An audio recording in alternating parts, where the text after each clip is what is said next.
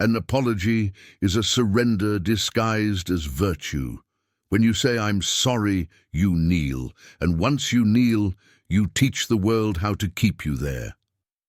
Machiavelli understood this centuries before the modern obsession with emotional transparency. He observed that most people do not seek truth, they seek leverage. The apology, therefore, is not an act of morality, it is currency.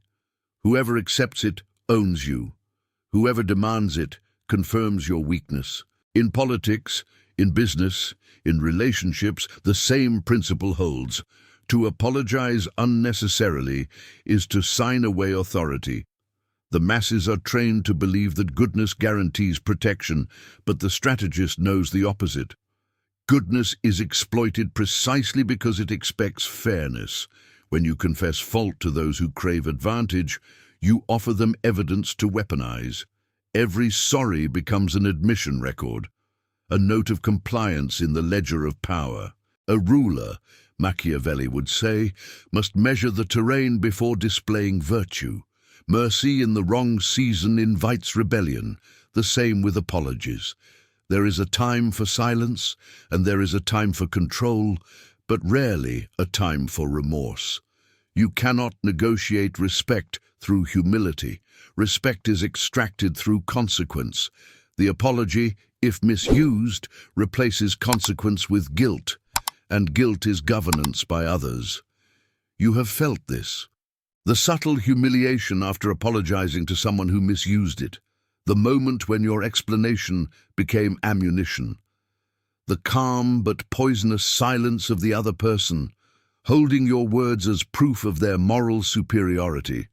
That is the cost Machiavelli warned of, the cost of appearing too good in a world that feeds on advantage. He would remind you, people do not judge your intentions, they judge your posture. To apologize too quickly is to confess inferiority. It tells them, "I fear exclusion more than I value dignity." It tells them, "You decide what I'm worth." Power interprets apology not as empathy, but as hierarchy.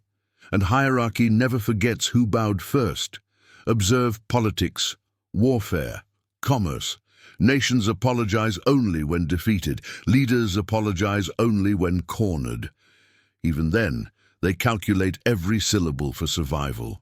The apology becomes a strategic withdrawal, not a moral one, a pause to rearm, not a confession of defeat. This is how a ruler survives disgrace. He knows that public remorse must serve a purpose greater than the comfort of others. But ordinary people use apologies as emotional anesthesia. They fear tension more than loss. They prefer quick reconciliation over slow strength. Machiavelli would call that sentimentality, the indulgence of those who misunderstand power. When you apologize to preserve peace, you trade self-respect for temporary silence. The peace you buy will later demand compound interest. You must learn the art of measured guilt. Guilt is the leash society places around those who think too deeply. It keeps visionaries obedient, makes thinkers timid. The powerful, however, learn to detach morality from emotion. They act according to necessity, not expectation. Machiavelli's necessità, necessity, was his highest law. A prince who apologizes unnecessarily betrays that law. He shows the court that sentiment rules him. Never apologize for your strength, for your clarity, or for your boundaries. These are not sins. They are stabilizers of order. Weak men demand apologies for offense. Strong men build tolerance for discomfort. The world's balance depends on those who can endure being misunderstood. To live by the never sorry rule is not cruelty.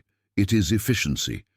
It is a refusal to waste energy, convincing those who benefit from misunderstanding you. When you encounter confrontation, assess it like a campaign. Ask 3 questions. 1. Does the apology change the power dynamic in my favor? 2. Will it remove a weapon from the opponent's hand? 3. Does silence achieve the same effect with greater dignity? If the answer to any of these favors restraint, remain silent. Silence terrifies the manipulative because it denies them closure. They will call you arrogant. Let them. Reputation built on fear is sturdier than reputation built on pity. Machiavelli would instruct you to divide your enemies into two kinds, those who can destroy you and those who can only wound you. To the former, you offer temporary compliance until position shifts. To the latter, you offer indifference, never remorse. Small enemies thrive on moral theatre. They want the apology not to reconcile, but to perform victory. Deny them the stage. Let their outrage echo unanswered. Eventually, the silence becomes your armor, and their noise becomes their confession. Understand this distinction. The ruler's silence is communication. It says, "I do not explain myself to you." It redefines hierarchy without a word. Apology, by contrast, places you beneath. Even the phrasing, "I'm sorry," begins with self-negation. The strategist removes that reflex entirely. He replaces apology with correction. He acts. If he was wrong, he adjusts behavior quietly. To announce it publicly is to educate the enemy. Every social order trains you to equate politeness with morality. Yet history is written by those who mastered distance. They apologized only through triumph. When Caesar returned from civil war, he did not kneel, he pardoned. Mercy from strength, not from fear. That is how you reclaim moral high ground without surrendering power. Your actions repair the world more than your confessions ever could. Modern psychology calls this emotional detachment.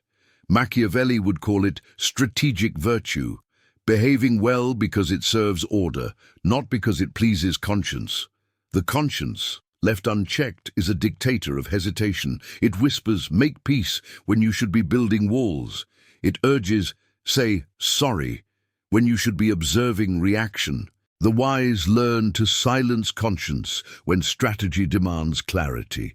There will be those who accuse you of pride. Let them. Pride, in excess, isolates, but in balance, it stabilizes command. A humble leader without boundaries invites chaos. A proud leader with discipline creates structure. Your goal is not likability, it is predictability. When people know that your remorse cannot be manipulated, they learn respect. When they know you will act but not beg, they align their tone to yours. Do not confuse forgiveness with apology. Forgiveness is inward. It is sovereignty over resentment. Apology is outward. It grants others influence over your narrative. One heals, the other exposes. The ruler forgives silently and moves on. The follower apologizes publicly and remains bound. Choose which archetype you serve. In your personal life, this manifests in subtle ways. You apologize for saying no. You apologize for needing space. You apologize for existing differently. Every time you do, you polish the chains that hold you. The world measures self-worth by resistance. To stand firm without explanation is to announce power. To seek approval is to confess dependence. Machiavelli would counsel, when forced to choose between being loved and being respected, choose respect, for love without respect decays into contempt. And every excessive apology feeds that contempt. The more you explain, the less they listen. The more you kneel, the less they care. Power requires distance to preserve awe. Consider how rulers speak when cornered. They do not beg forgiveness. They redirect perception. They change the frame, never the posture. Regret replaces remorse. Reassessment replaces apology. The vocabulary of control always avoids emotional debt. Even in defeat, they manage optics, because optics outlast outcomes. The public rarely remembers the facts. They remember who looked afraid. To master confrontation, you must study your own language. Notice how quickly you soften statements. "Sorry, but maybe it's my fault. I didn't mean to." Each phrase is a surrender signal. Delete them. Speak with finality. Say less. Every extra word invites reinterpretation. The Machiavellian voice cuts, then closes. It leaves no openings. If you have wronged someone sincerely worthy of respect, repair the situation through action, not apology. Correct, compensate, rebuild, silently. Your deeds must speak louder than your guilt. To those unworthy, maintain distance. Apologizing to the envious, the petty, or the vindictive is like feeding your enemy before battle. They will thank you publicly and plan privately. The never sorry rule is not arrogance. It is armor. It assumes that most conflicts are not about truth, but hierarchy. Once you internalize this, you move differently. You pause before responding. You measure tone. You calculate consequence. You become untouchable not by aggression, but by composure. People cannot destabilize what does not seek their approval. To live like this demands emotional austerity. It requires the discipline to withstand disapproval without panic. But Machiavelli would argue that peace built on constant apology is not peace at all. It is quiet captivity. Better to be feared for integrity than loved for surrender. When you stop apologizing for your existence, you start commanding it. When you no longer explain your boundaries, they become law. When you accept that power and morality rarely align, you start to see reality without filters. That is the first victory, clarity. And clarity is the beginning of control. The second mistake of the apologetic is believing that moral balance exists in human interaction. It does not.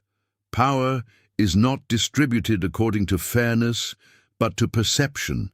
The one who apologizes becomes perceived as lower, regardless of intention. Even if the apology is noble, it signals subordination. Machiavelli wrote that it is much safer to be feared than loved.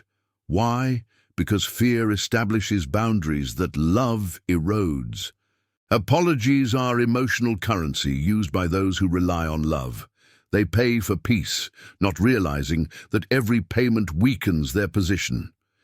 In war, there are two ways to lose. One is through defeat in battle. The other is through concession before combat. Every time you apologize to avoid conflict, you practice the second kind of loss. The ruler studies conflict the way a surgeon studies anatomy, dispassionately. He knows when to cut and when to seal the wound. The weak confuse empathy with mercy, mercy with guilt, guilt with virtue. The strong see through the illusion. Guilt is a social technology designed to control the emotional. Once you detach from guilt, you begin to move as a strategist rather than a subject. Observe any hierarchy, political, corporate, familial. The one who apologizes first becomes predictable. Predictability is vulnerability. When your adversary knows you will fold under tension, they no longer need to outthink you. They only need to pressure you. A sigh, a silence, a look of disappointment, and you collapse. This is why Machiavelli insisted on mastering appearances. The ability to appear composed, even under accusation, breaks your enemy's rhythm. They rely on your emotional pattern to guide their manipulation.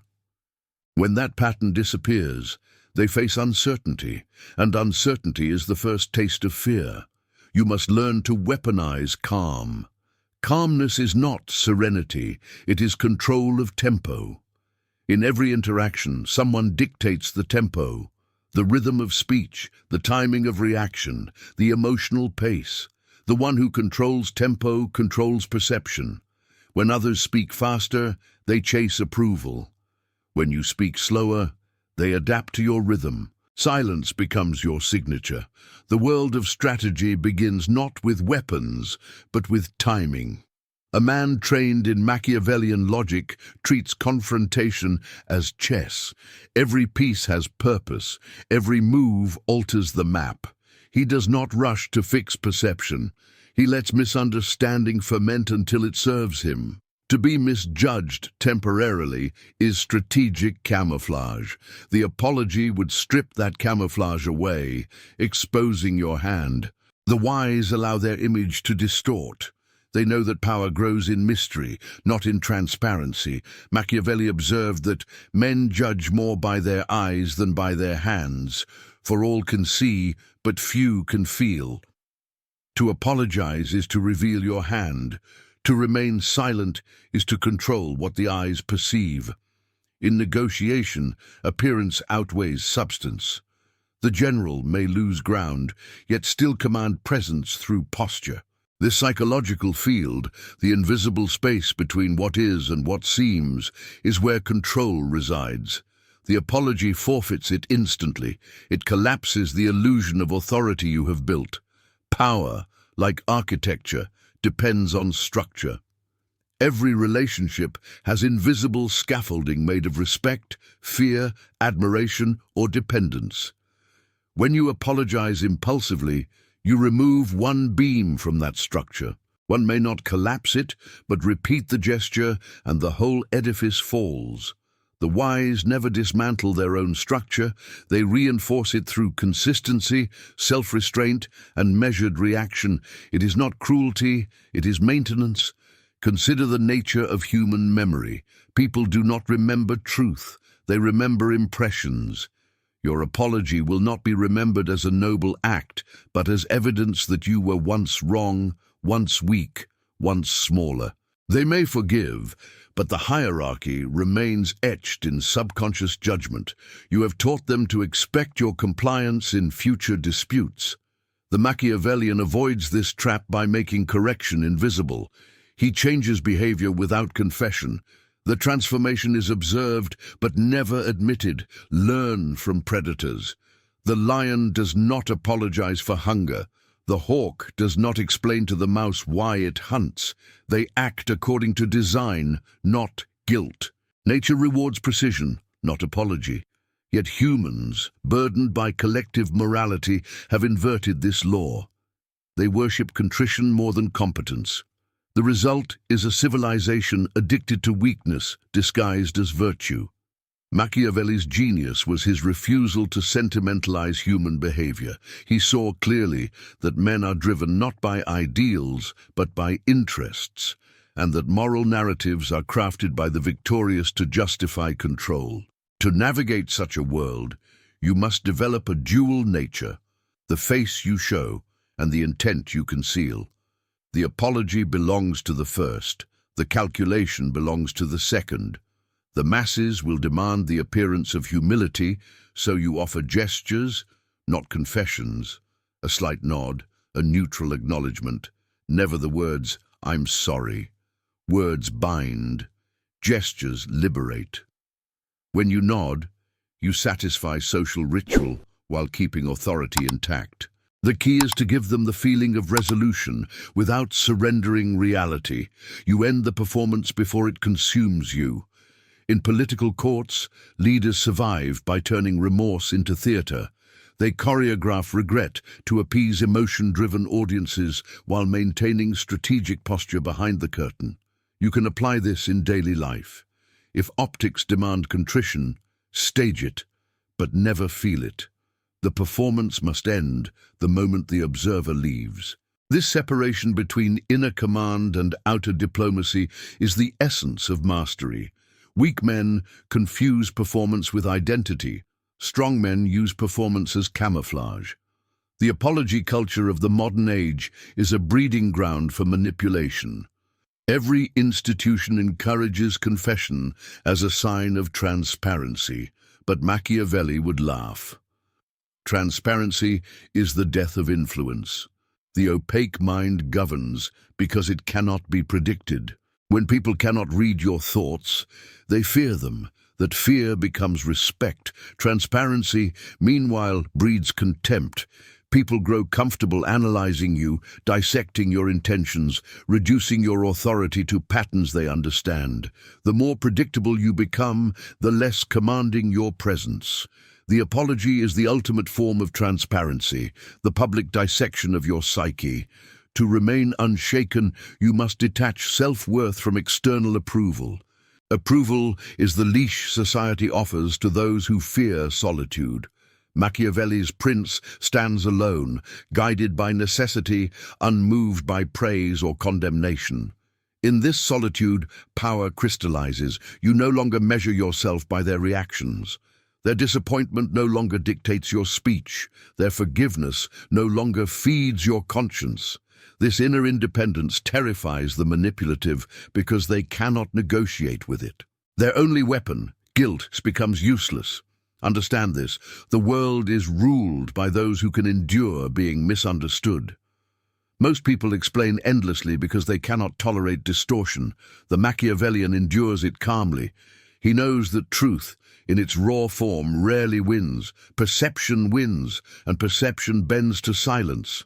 Every word you speak is a tool or a trap. Use it only when silence would weaken your influence. When accused unjustly, do not defend. Redirect, say less, act more. Actions dilute accusation faster than apologies ever could. Even in personal relationships, the dynamic remains the same. The one who apologizes most often becomes emotional infrastructure for the other. They are drained, dismissed, and disrespected because they have trained the other to expect surrender. Stop explaining your intentions. Start designing your boundaries. Boundaries are silent declarations of value. Once enforced consistently, they replace apology as the medium of peace.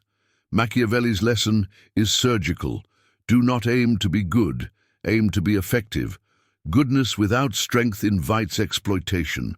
Strength without goodness breeds chaos. But effectiveness combines both, calibrated according to necessity. To apologize habitually is to place goodness above strategy. It signals that your moral comfort matters more than outcomes. The world, however, rewards outcomes. People forgive competence. They forget mistakes when results favor them. Thus, invest in results, not redemption. When the time truly demands reconciliation, when an alliance outweighs pride, then, and only then, deploy the apology as a calculated act. Deliver it without emotion. Let it sound like a verdict, not a plea. Machiavelli advised princes to appear merciful, faithful, humane, sincere, and religious, but to be ready to act against those virtues when necessity requires. Apply the same to contrition. Appear remorseful if it preserves structure, but never become it. You must remain the architect, not the confession. In every conflict, your goal is not harmony, but hierarchy. Harmony emerges naturally when hierarchy is respected. The apology reverses this flow. It dissolves rank and invites equality with those who have not earned it. The ruler cannot afford equality. Equality breeds rebellion. Even in friendship or love, structure is vital. Mutual respect survives only when each understands their ground. Excessive apologies blur those lines. When you apologize for being right, you train others to disrespect your discernment. When you apologize for your success, you invite envy disguised as intimacy. There is a rare strength in unapologetic composure. It separates the ruled from the ruler, the impulsive from the calculating. It demands self-control sharper than anger, discipline heavier than guilt. Most people believe that integrity lies in constant self-correction. Machiavelli knew better. Integrity lies in constancy, in not bending to every emotional tide. The apology bends. The strategist stands still. From that stillness emerges influence. To practice this in your daily life, adopt 3 Machiavellian habits. First, observe before reacting. Delay your instinct to explain. Let silence gather weight. It will make others reveal themselves. Second, choose when to appear vulnerable. Controlled vulnerability attracts trust without sacrificing dominance. Third, use correction instead of confession. If an error is made, fix it silently and let the outcome redeem you. The world believes what it sees, not what it hears. By living this way, you transform your energy from reactive to directive. You begin to anticipate patterns of manipulation. You see guilt as theater, not truth. You respond not to emotion, but to leverage. Soon, people stop testing your boundaries because they sense the futility. That is when respect solidifies, not from fear alone, but from predictability of strength. At the highest level of command, remorse becomes obsolete. The general who mourns each strike loses the war. The leader who apologizes for every decision builds no loyalty. Loyalty forms through clarity, through the certainty that you act with purpose. Even your enemies must respect that. They may hate you, but they will not pity you, and pity is the final humiliation. Machiavelli's never sorry rule is not an invitation to cruelty. It is an instruction manual for sovereignty. It reminds you that moral systems fluctuate with eras, but human nature does not. People admire the strong, envy the free, and exploit the kind.